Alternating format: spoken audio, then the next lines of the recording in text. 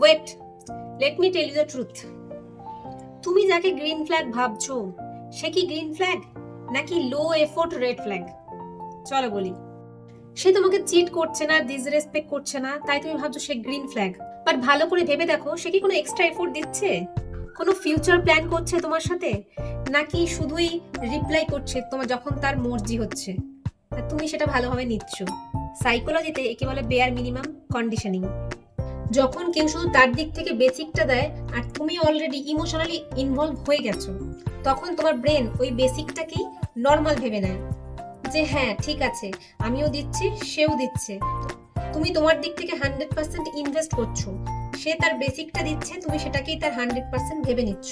এটা এক প্রকার সার্ভাইভাল মোড, ভালোবাসা নয়। আর তুমি ভাবছো সে তোমাকে ছেড়ে যাচ্ছে না, কনসিস্টেন্সি রেখেছে তার, তো সে তোমাকে ভালোবাসছে, আর সে এই জন্য তোমার কাছে একটা গ্রিন ফ্ল্যাগ। বাট কোয়েশ্চেন হলো, সে কি তোমার সাথে তার 100% দিয়ে প্রপারলি থাকছে?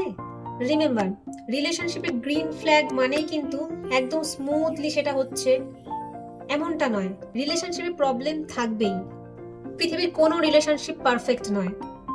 তাই এই পারফেক্ট দেখানোর ভনিতাটাই রেড ফ্ল্যাগ। আশা করি বুঝতে পেরেছো।